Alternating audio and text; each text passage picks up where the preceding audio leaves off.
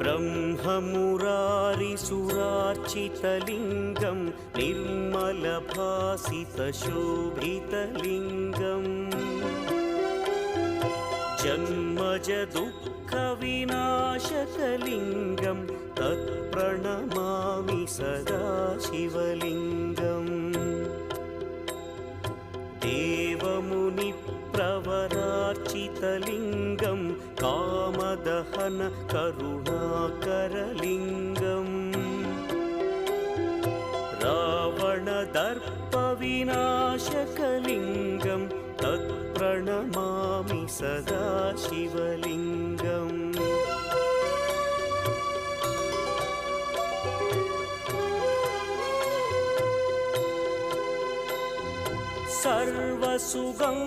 सर्वसुगन्धसुलेपित